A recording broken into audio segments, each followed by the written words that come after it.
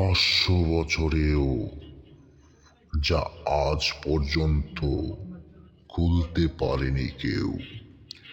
মাটির নিচে লুকিয়ে থাকে শুধু পুরনো ইট আর হাড়গোড় নয়, লুকিয়ে থাকে এমন সব রহস্য যার সময়েও হঠাৎ একদিন খননের সময় একটি কোদালের আঘাতে বেরিয়ে আসে একটি অদ্ভুত সিন্ধুক। বিশেষজ্ঞরা পরীক্ষা করে জানালেন এই সিন্ধুক প্রায় 500 বছরের পুরনো। লোহার গায়ে আঁকা অচেনা সব চিহ্ন, যেন কোনো ভাষা, কিন্তু পৃথিবীর কোনো ভাষার সাথেই যার মিল নেই। এরপর সিন্ধুকটি রাখা হলো একটি জাদুঘরে, কাচের ঘরে, কড়া নিরাপত্তায়। দিন যায়, মাস যায়, বছর যায়, কিন্তু সিন্ধুকের মুখ আর খুলে না। বিশ্বের বিভিন্ন দেশ থেকে আসলেন নামকরা সব বৈজ্ঞানিক আর বিশেষজ্ঞরা।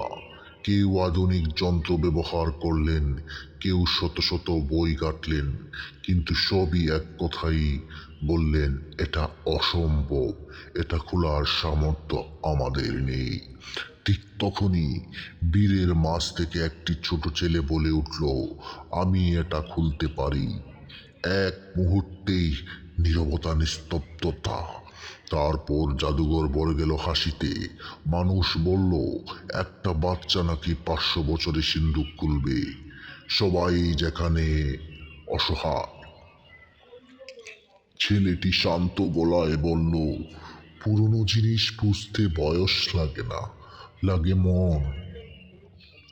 ছেলেটি ধীরে ধীরে সিন্ধুকের কাছে গেল, চোখ বন্ধ করলো। সে যেন কিছু অনুভব করছে, কিছু বলছে না, কিন্তু সব বুঝে নিচ্ছে। কারণ এই সিন্ধুকের তালা ছিল না, লোহার, ছিল হৃদয়ের। হঠাৎ ছেলেটি সিন্ধুকের চিহ্নে হাত রাখলো। এক অদ্ভুত আলো জ্বলে উঠল। জাদুঘর কেঁপে উঠল এক গভীর শব্দে। মানুষ চিৎকার করে উঠল, সিন্ধুক খুলছে। ধীরে ধীরে সিন্ধুকের ঢাকনা খুলে গেল। ভেতরে ছিল না সোনা, ছিল না হীরা, ছিল না জহরত, ছিল একটি পুরনো বই আর একটি লেখা, এই সিন্ধুক খুলবে সেই যার হৃদয়ে লোভ নেই, যার পবিত্র মন। সবাই নীরবে তাকিয়ে রইল ছেলেটির দিকে।